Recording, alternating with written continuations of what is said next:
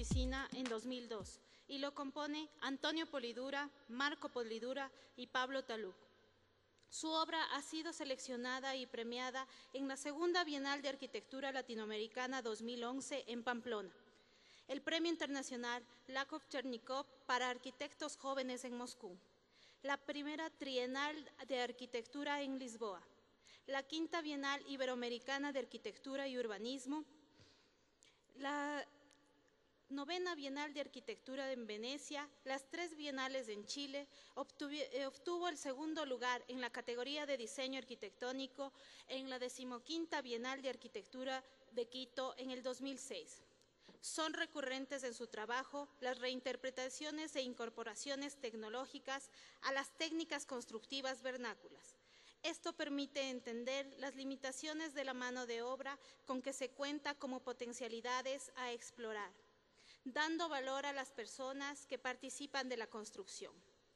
Aparecen así soluciones que en la lógica de la racionalidad constructiva, la economía de medios, resultan siempre frescas.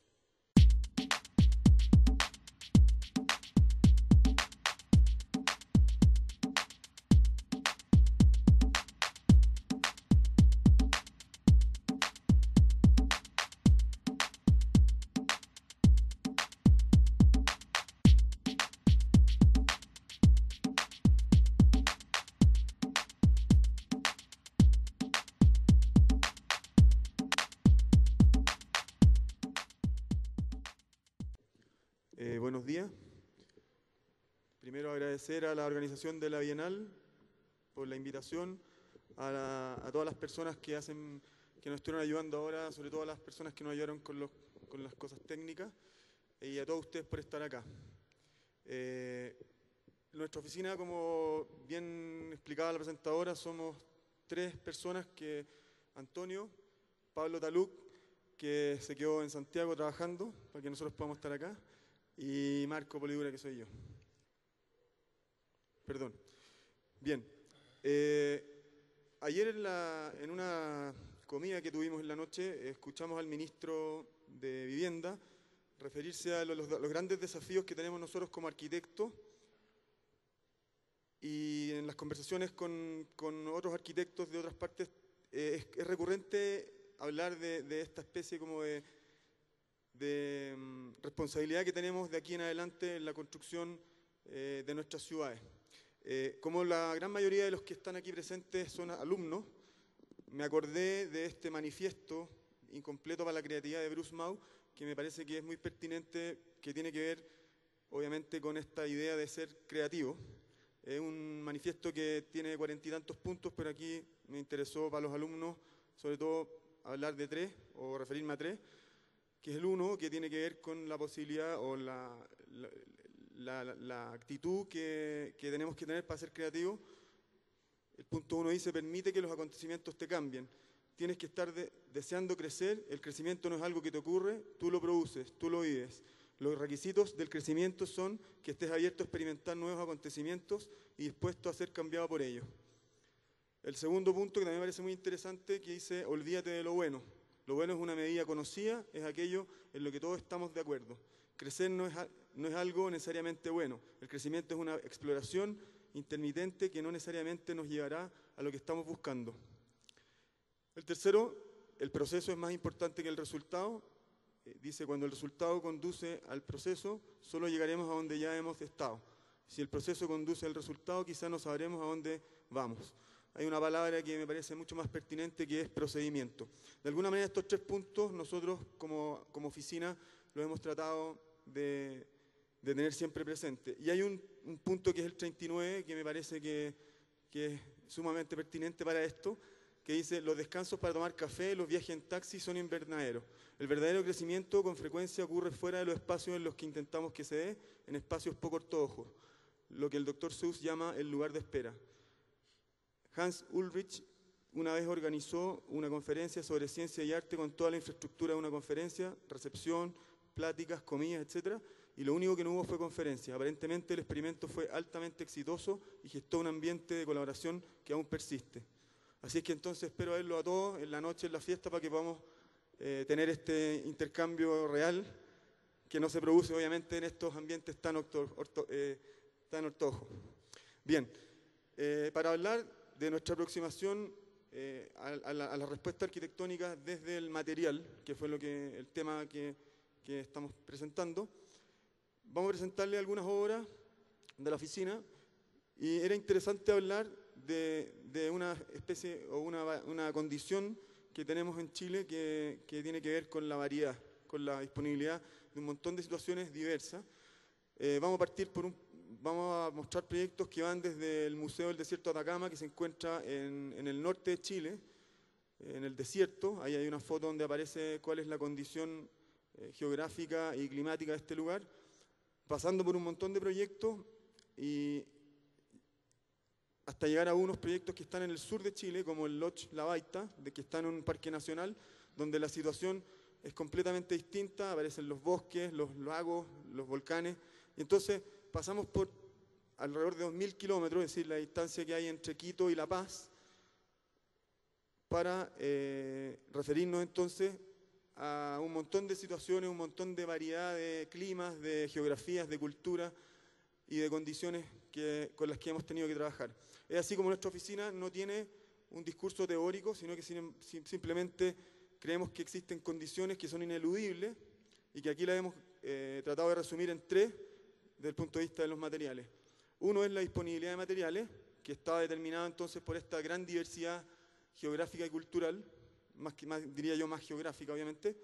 Después la segunda, que tiene que ver con la realidad de la mano de obra, es decir, esta diversidad geográfica también se traduce en una diversidad cultural que obviamente implica distintas potencialidades o expertise en los distintos lugares con respecto a los distintos materiales, pasando obviamente desde sistemas absolutamente vernáculos hasta lo que sucede en las ciudades más importantes como Santiago, Antofagasta, donde lo industrial es, por así decirlo, el conocimiento constructivo que se maneja. Y una tercera condición, que ya viene siendo a esta altura una especie de patrimonio de Chile, que es la condición sísmica del país, mucho más que la que tiene usted acá, y que de alguna manera nos hace tener que plantearnos frente a eso de manera irrenunciable. Entonces, redujimos o tratamos de organizar las obras que les vamos a mostrar en 3 categorías, que son las obras que tienen más que ver con los sistemas vernáculos, donde aquí aparece el ejemplo del cantero y el tapial, cosas que también se conocen en toda Latinoamérica y aquí en Ecuador también, y que tiene que ver entonces con proyectos en que los sistemas que aparecen a la mano se trasladan literalmente al proyecto sin ningún tipo de manipulación. Sin embargo, obviamente ahí aparece la mirada académica, pero los proyectos lo que intentan es poner en valor esas condiciones vernáculas. El segundo grupo de proyectos, voy a ponerles un video que de alguna manera grafica cuál es.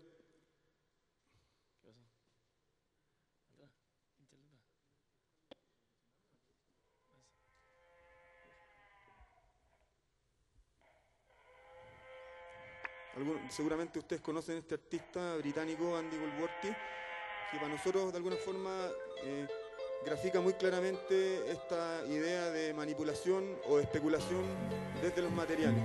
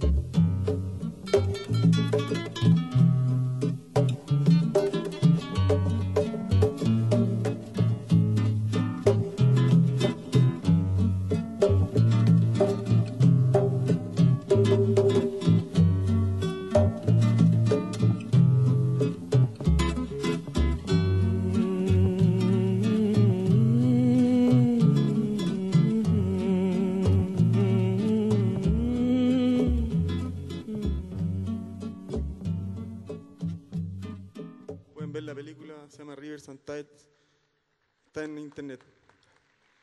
De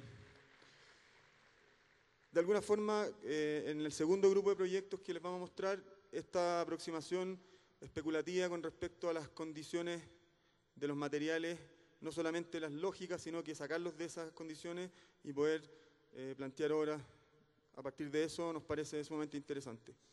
Y el tercer grupo de proyectos, que tienen que ver con sistemas industrializados, le denominamos, cuando hay, por así decirlo, una paleta de materiales disponibles en el mercado, un catálogo de materiales con los que uno tiene que trabajar, que de alguna manera fuertemente terminan por determinar en gran medida los proyectos. Entonces vamos a partir con dos proyectos que tienen que ver con esta idea de aproximación desde los vernáculos.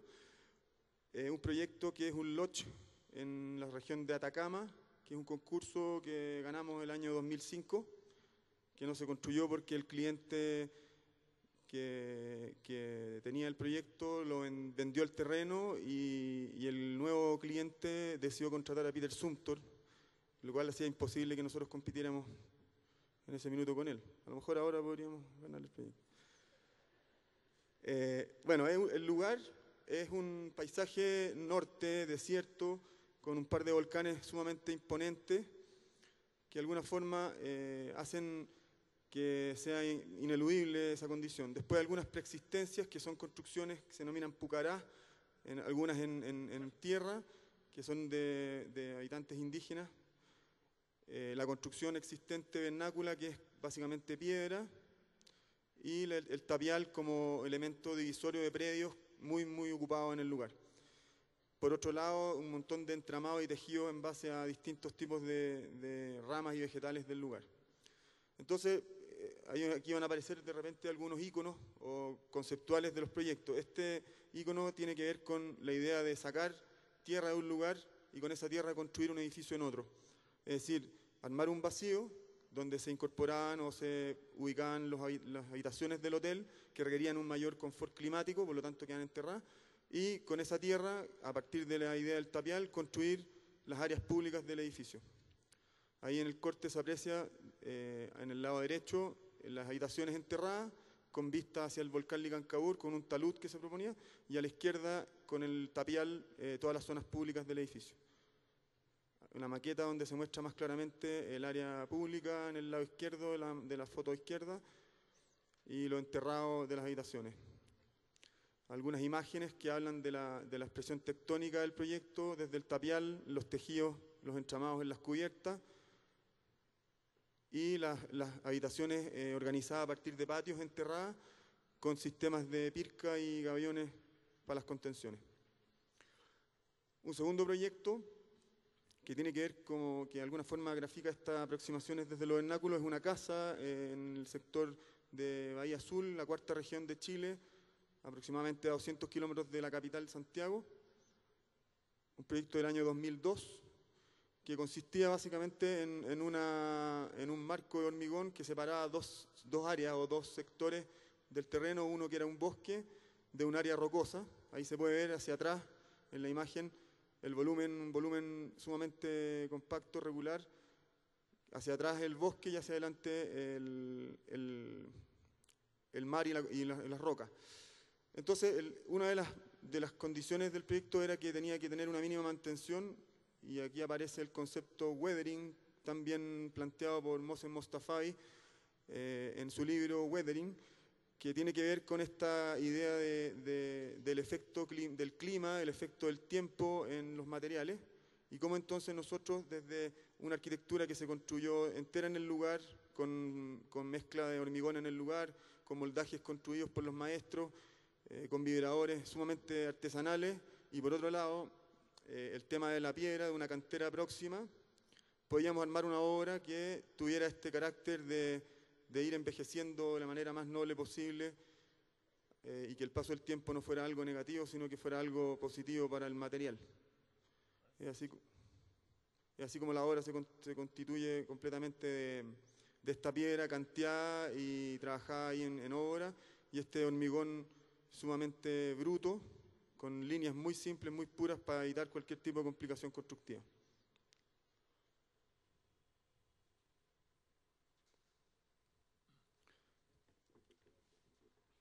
Bueno, un segundo grupo de proyectos que vamos a mostrar tiene que ver con los sistemas de especulación con el material. De alguna manera, estos 3 proyectos que vamos a mostrar ahora tienen que ver con respecto a la disponibilidad del material. Eran materiales preexistentes con los que había que trabajar. En el fondo, los clientes nos ponían el pie forzado de que habían ciertos materiales preexistentes con los que trabajar. Y lo otro era que la mano de obra era una mano de obra local, muy low-tech y en el fondo la mano de obra disponible. Era un poco lo que pasaba. El primer proyecto, el acceso al Parque Metropolitano de Santiago, del año 2002, donde en el Parque Metropolitano habían alrededor de 600 durmientes que estaban apilados en el interior del parque, y fue el pie forzado con el que tuvimos que trabajar. Entonces, a partir de esto y algunos referentes artísticos, incluso las imágenes de los propios aserraderos, desarrollamos un sistema constructivo que se basaba en el apilado de los durmientes. Y en el fondo, a partir del sistema es como madera postensada, donde se apilan los durmientes, en el traslape de ellos se producen los pilares, y luego estos son atravesados por el fierro, por estructuras metálicas que son tensadas arriba, y con eso el proyecto funciona la madera a la compresión y el acero a la tracción. Finalmente el proyecto se resuelve en un 100% con estos durmientes, incluso las puertas, los cerramientos, y eso permite, en el fondo, la zona de los baños, no tener que poner vidrios, que permite la ventilación, el cerramiento de la estructura. Algunas imágenes del proceso de construcción. El proyecto se ubica en el fondo, como le comentaba, en el Parque Metropolitano de Santiago, en el Cerro, y la idea era un proyecto bien básico, era hacer el nuevo acceso al parque a partir de la caseta de peaje y unos baños. Entonces, la estrategia que tomamos fue pescar la dimensión de la caseta de peaje y pescar el resto del programa y dividirlo en 5 unidades iguales, para lograr una unidad. Crear una cubierta, que era la cubierta que además permitía dar el peso a los durmientes y permitir dar la estabilidad también, y que armaba un acceso peatonal, y una cubierta vehicular que cambiaba la escala. En ese corte se muestra cómo se organizaba el programa al interior de estos volúmenes, con unos volúmenes cerrados donde está la zona de los WC. Acá, que en el fondo cerraban... Oh, murió. Cerraba la zona, le daba más privacidad hacia el lado de la ciudad y se abría completamente a partir de las maderas hacia el otro lado. ¿Esta es la imagen final del proyecto? Es que este programa no sirve el mouse. Keynote. Esas son algunas de las imágenes del proyecto terminado, y como les decíamos, en el fondo las puertas se resuelven con los mismos apilados de madera, y finalmente eso permitía ventilar el ancho de los mismos durmientes, evitaba que la gente se pudiera asomar hacia adentro, porque al principio la gente del parque tenía ese temor de que se empezaran a asomar y empezaran a mirar hacia adentro los WC. Finalmente el espesor de los durmientes impedía eso. Es una imagen de los lavamanos hacia el interior del parque. El segundo proyecto es un lodge en el sur de Chile, a 700 kilómetros más o menos de Santiago, donde en realidad había muy pocas zonas urbanas cercanas donde poder conseguir materiales con los que construir. Y lo único que pudimos optar fue un aserradero que estaba cerca del lugar, que tenía unos, en el fondo el material que tenía disponible eran unos coihues brutos de 3,60 metros y de sección 2x10. Entonces finalmente, a partir de ese material y de la mano de obra nuevamente local de estos 5 trabajadores que se ven ahí, en el fondo con la motosierra y el traslado de los elementos de los materiales a mano, se resuelve la totalidad del proyecto. Se creó un sistema que en el fondo se trabaja una piel exterior de los tablones de coihue, un interior de aislapol y una piel interior de coihue también, todo atravesado por tirafondo, y finalmente con eso se transforma en un sistema que es un muro compacto, que sirve como estructura y cerramiento a la vez. Es el lugar donde se emplaza el proyecto. Esta es una imagen del proyecto. Una imagen del proyecto que en realidad es una extensión de un proyecto existente. El cuadrado que se da al centro es un pequeño restaurante que existía, y el proyecto no solo es un manto que envuelve la preexistencia, y que, como les comentábamos, se resuelve absolutamente a partir de estos coihues verticales, y donde las ventanas pasan a ser las piezas de ajuste, finalmente, de las secciones de los coihues. Es un lugar que tiene una condición climática bien especial, porque en verano hace mucho calor y en invierno se puede haber clima como este, con todo nevado. Lo otro que es interesante es que se dejó el tablón bruto sin ningún proceso de protección, y finalmente la misma pátina que el coihue va generando lo termina protegiendo y le hace esa terminación de tablón gris que es bien interesante a la hora de relacionarse con el paisaje. Lo mismo, al principio hay una serie de detalles, hicimos una serie de planos constructivos que finalmente casi no ocupamos, porque al final se hizo como un grupo de planos que eran como más didácticos con los que construir. Finalmente los pilares que estaban especificados de una manera no se pudieron conseguir y se tuvo que usar los troncos del lugar, y así una serie de determinaciones que se fueron dando en el mismo lugar. El otro proyecto, a partir del encargo que hicimos en el 2002 del acceso al Parque Metropolitano, apareció un nuevo encargo que tenía que ver con el nuevo acceso al Parque Metropolitano Sur, que era un plan verde del Ministerio de Vivienda por dar más zonas de parque en la zona sur de Santiago. El lugar tenía una preexistencia en este caso que eran un pucará inca, en el fondo el pucará de Chena, del cerro donde estábamos, y por otro lado se estaba justo construyendo la carretera, la autopista en el lugar, y había una disponibilidad de bolones gigantesca. Entonces, a partir de estos dos datos, como crear la identidad a partir de la imagen del pucará y la preexistencia de los bolones, creamos un sistema en base a bastidores metálicos de perfiles 150C, más unos mallas electrosoldadas y los bolones, y en el fondo a partir de eso creó unos bastidores de 3 metros por 1 metro, con el que se resolvió la totalidad del proyecto. Ahí se puede ver que finalmente los espacios de un piso, la estructura de los bastidores es la que soporta la cubierta y finalmente permite un cerramiento climático y un tamiz de luz bien interesante. Ese es el lugar, recién veíamos el Parque Metropolitano arriba y esta es la parte, el futuro parque que va a existir. Es una planta del proyecto donde de alguna manera lo que se genera es un lugar que no había nada, es un peladero absoluto, entonces el proyecto toma esta forma para tratar de conformar una interioridad en un lugar donde no había nada, como referencia. Algunas imágenes del proyecto donde se ve el mirador del parque, la zona de informaciones, después están los servicios sanitarios y una cafetería. Solo la parte donde estaba la cafetería se resolvió con cerramientos de vidrio por un tema climático finalmente, pero el resto del proyecto es absolutamente espacio intermedio con estas pieles de piedra.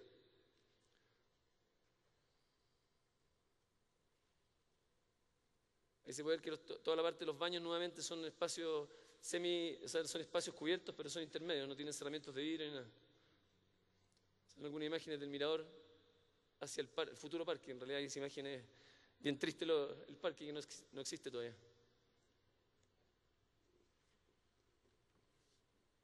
Bien. El último grupo de proyectos que les vamos a mostrar son 4 proyectos para terminar, que se inscriben en la categoría de los sistemas industrializados. El primero es una casa de una serie de casas que hicimos en Santiago en un loteo. Esta casa es del año 2005 y básicamente plantea el problema de la pendiente, y en ese sentido la aproximación del punto de vista del material tiene que ver con armar un zócalo pétreo, duro, de hormigón en este caso, que de alguna forma genera una plataforma horizontal sobre la cual se construye con estructura de acero y revestimiento industrializado el resto de la casa. Entonces ahí se puede ver que aparece en la zona pública, en el sector de arriba, que es toda una estructura de acero liviana, la zona privada o de dormitorios abajo, que es el zócalo que conecta la casa con el terreno, que produce la horizontal. Ahí en el corte se puede ver más claramente, un terreno que tenía bastante pendiente. Y aquí aparece un esquema donde se grafica más claramente lo que estoy mencionando. Desde el punto de vista material, entonces, este zócalo y los elementos muy livianos, sumamente industrializados para la zona de arriba. Un corte del patio de la casa donde se ve nuevamente esta idea de una base y una estructura muy liviana arriba. Las plantas, que no vale la pena detenerse, y algunas imágenes que hablan de esta idea entonces de un elemento sumamente abstracto situado sobre un elemento que es parte del terreno, pero que desde el punto de vista material se constituye, como expliqué antes, de esos dos sistemas.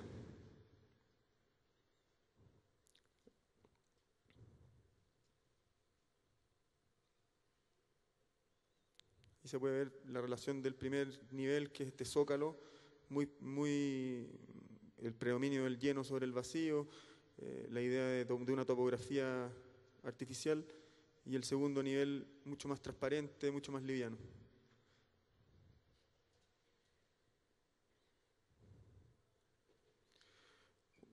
Un segundo proyecto es un museo Museo del Desierto de Atacama, en la segunda región, es del año 2008, también es un concurso en primer lugar. Y este proyecto tiene que ver con incorporar un programa museográfico aledaño a una ruina existente, una preexistencia, que es esta construcción que es un basamento de piedra de una ex fundición de plata que en el año 1900 dejó de funcionar. Estoy medio incómodo. Y dejó de funcionar en el año 1900 y obviamente se retiraron todas las estructuras de acero que se encontraban sobre este basamento y quedó entonces esta construcción con unas dimensiones bastante impresionantes, incorporada en el centro, o no en el centro, pero muy, muy en el corazón de la ciudad de Antofagasta. Entonces, el proyecto, básicamente, la ruina se transforma en una contención de un desnivel de la ciudad de 45 metros y una conexión eventual entre la zona alta de la ciudad y el borde costero. Entonces, desde el punto de vista del material de nuevo y de la operación, el proyecto lo que propone es construir una nueva ruina, construir una conexión entre dos niveles del terreno, pero que desde el punto de vista material y desde el punto de vista formal esto se transforme, al igual que la preexistencia, en una ruina. Esa es la condición urbanística del proyecto. Hacia la derecha se ve la ruina con el sector alto de la ciudad, en el medio se puede ver en blanco el proyecto del museo y el mar hacia la izquierda. Entonces el museo se transforma en este conector de estos dos niveles entre el sector alto y el sector bajo de la ciudad. Nuevamente el material, nuevamente el concepto de weathering como algo que tuviera que ver con esta preexistencia de piedra que tiene un envejecimiento muy noble y obviamente desde el punto de vista industrial el único material que se acercaba más a eso era el hormigón. Esta vez trabajado, a la diferencia del caso anterior, a partir de paneles predimensionados, estandarizados obviamente, de 1,22 por 2,44, lo que definió una modulación para el proyecto y unas dimensiones con las cuales trabajar, un sistema de grúas y de industrialización para la construcción que hizo mucho más eficiente y mucho más riguroso el tratamiento de los hormigones y de las terminaciones. Aquí aparecen los cortes que grafican esta idea de zócalo, de conector y de nueva ruina. La planta, que muy rápidamente las zonas verdes son zonas de exposiciones esporádicas, cafeterías, auditorios. La zona roja, la zona de exposiciones permanentes, y las zonas verdes son unos patios que producen ventilaciones y evitan la necesidad de tener climatización artificial, zonas de servicio. Ahí está la condición del proyecto en el paisaje, la idea de conexión y la idea de nueva ruina. La incorporación de algunos elementos museográficos como parte de la arquitectura, el acceso al museo que se conformó con piedras fósiles y piedras milenarias. El interior, básicamente el material con su expresión en algunos casos de tabla, en otros casos de tablero, que de alguna forma nuevamente esa cosa industrial era la expresión final del material. Las disposiciones de las tablas, etc. Ahí están los patios que de alguna forma le dan este carácter de espacio intermedio y permiten hacer que el museo funcione sin ningún tipo de climatización artificial.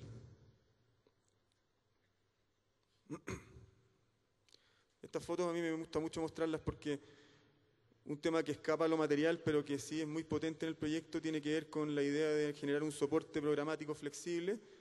Es decir, para nosotros la excusa era el programa específico del museo, lo que nos interesaba era hacer este soporte que nos parece mucho más vital para la ciudad, que se transforma en un soporte donde se hacen eventos masivos. Es más, todas estas cabecitas que se ven aquí abajo están paradas sobre el museo, viendo un evento que se está produciendo en la ruina.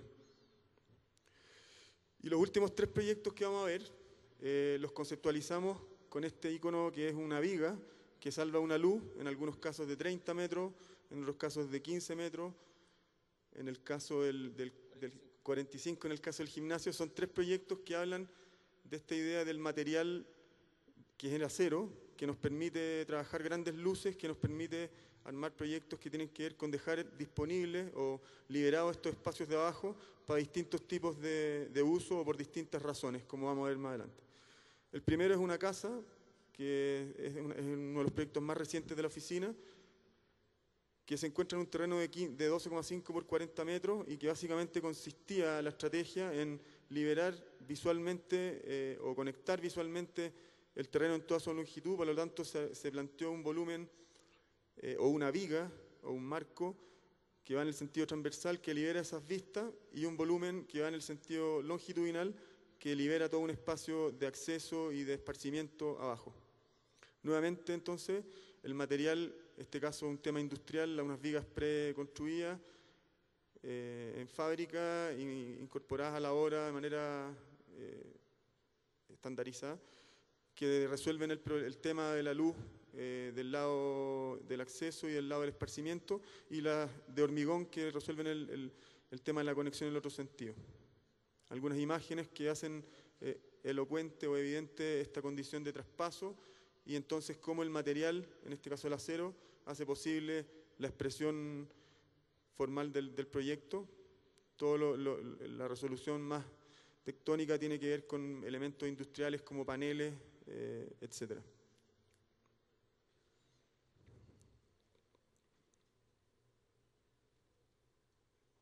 Esta foto de alguna forma habla de esa idea de liberación completa del espacio de abajo. Este proyecto que habla de lo mismo que decía Marco al principio, el tema de la viga, son los comedores y salas múltiples de una empresa americana que se dedica a almacenar información. Tal vez algo interesante que hay que explicar es que durante los últimos 4 años hemos estado desarrollando algunas bodegas de almacenaje para esta empresa y hemos empezado a tener algún contacto con un modo de construir que es distinto, incluso con constructoras que trabajan de una manera diferente, un poco lo que explicaba Marco al principio, el tema de la industrialización. Entonces, de alguna manera, el hecho de empezar a trabajar en esas bodegas ha marcado los últimos 4 o 3 proyectos que hemos estado desarrollando. En este caso, el proyecto consistía en un comedor que se ubica en esa zona, que era el único lugar de toda la planta, en el fondo, donde no se podían construir bodegas de almacenaje. Entonces, de alguna manera, el problema que tenía eso es que los 500 operarios que trabajan habitualmente en este lugar iban a tener que cruzar a través de una calle pública hacia el lugar de los comedores.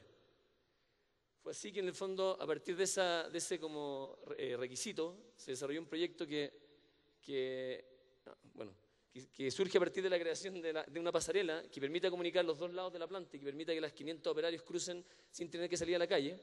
Y el resto del proyecto, a mano derecha, en el fondo, lo que hicimos fue repetir ese mismo sistema estructural del puente para poder crear una planta de 30 por 30 metros libre de estructura y a partir de esos elementos finalmente iluminar y permitir la ventilación disponible.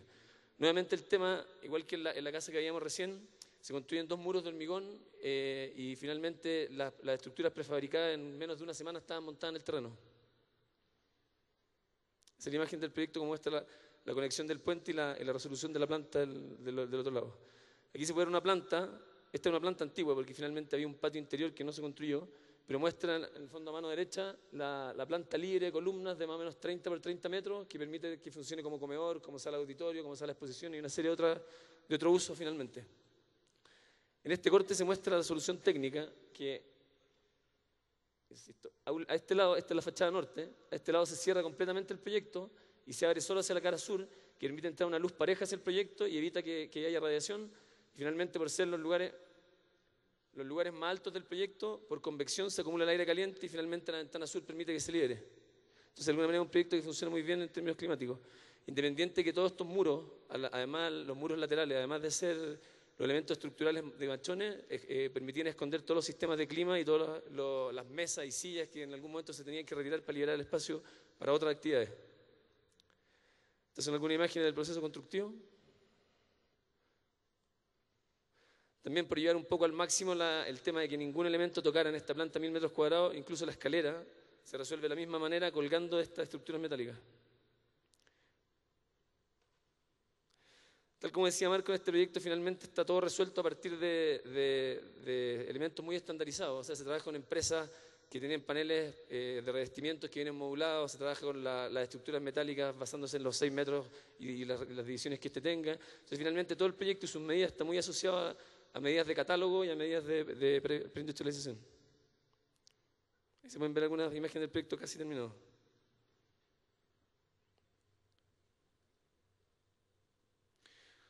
día, y esa es una de las gracias del proyecto también, es que finalmente se dejaron aproximadamente 6.000 metros cuadrados de parque y esta fachada, que al no tener ningún elemento estructural permite ser resuelta en vidrio, con costillas de vidrio, tiene una relación con un parque acá que es bien interesante hoy día.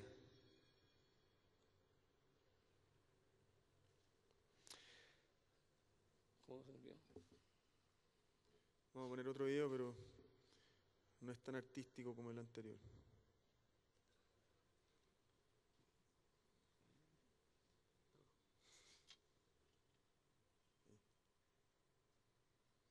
Gracias.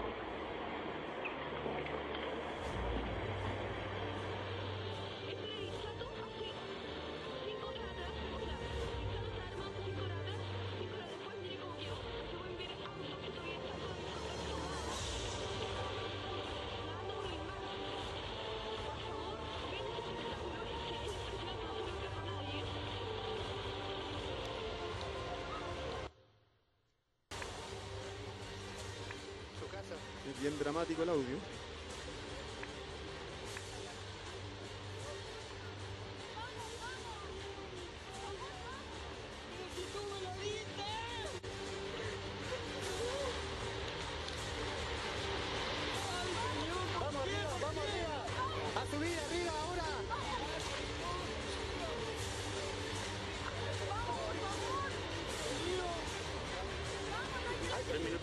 Yico desapareció, el pueblo de Yico.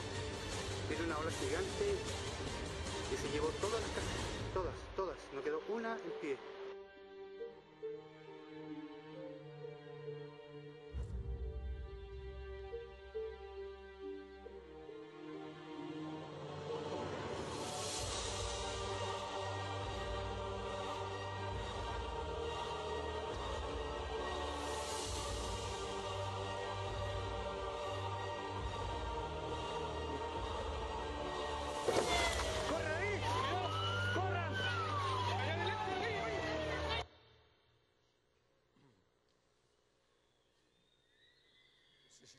¿Lo quieren ver entero?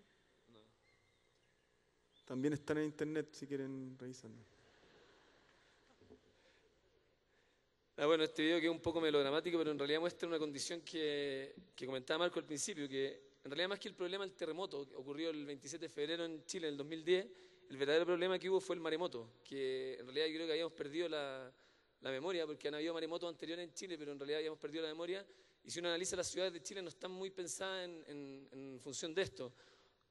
Y a raíz de eso, de hecho, en el terremoto del 2010, la mayor cantidad de gente que murió fue gente que murió por el maremoto, y en realidad por el terremoto han muerto 15 personas máximo en la ciudad. El resto son todos los 300 y tantas personas por el tema del maremoto. Entonces, a partir de esto, surgió un encargo del Ministerio de Vivienda, donde nos asociamos a trabajar con una empresa de ingenieros canadiense, con Hatch, donde se nos plantea la necesidad de hacer un plan maestro para 3 localidades de este lugar que habían sido completamente arrasadas por el maremoto.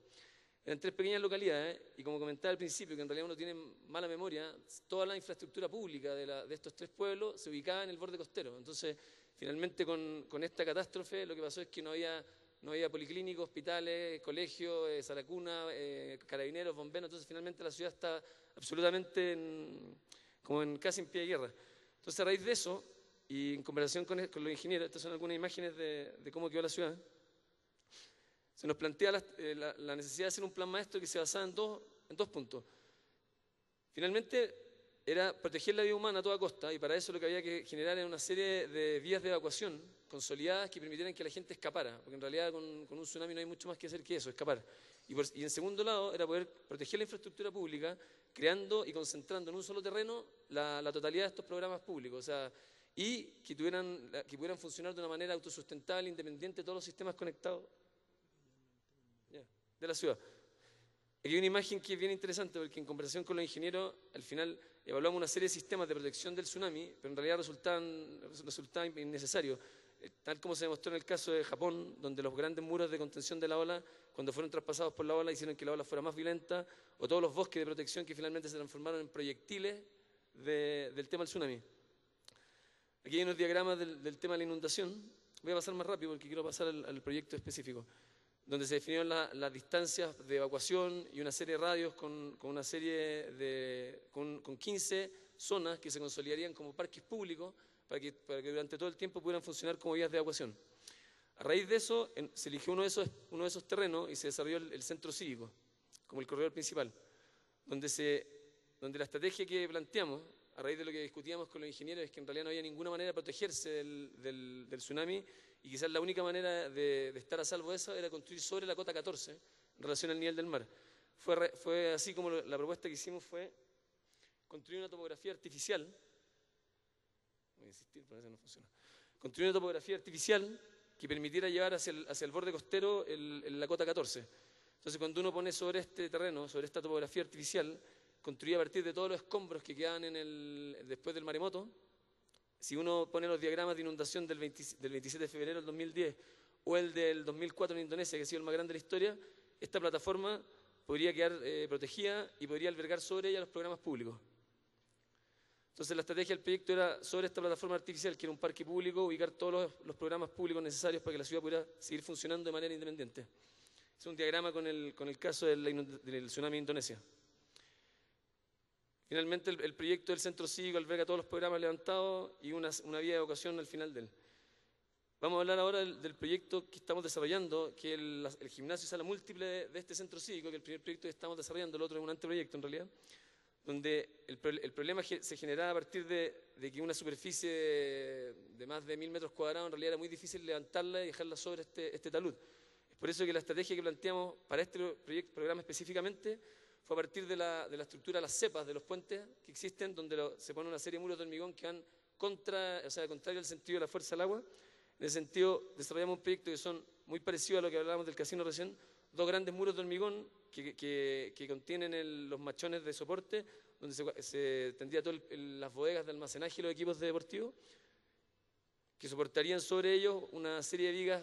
En un principio las tratamos de manejar de estructura metálica, pero las condiciones del borde costero finalmente decidimos hacerla en madera laminada, que liberaba un espacio de 45 metros de largo por 30 metros de largo sin ninguna estructura, y esto permitiría que en el caso de que el tsunami volviera a llegar hasta este borde, al recogerse quedarían la estructura y los muros podrían seguir funcionando. Esa es la imagen de cómo es el proyecto desde arriba, y donde la idea fue tratar de hacer un gimnasio lo más relacionado con el entorno, donde las graderías se relacionan con la topografía del terreno. Hay una serie de parrillas y cosas que se habitan en ese lugar al final. Quinchos. Una imagen del proyecto hacia el lado del mar y la imagen final que muestra esa relación con el terreno. Eso es todo. Muchas gracias.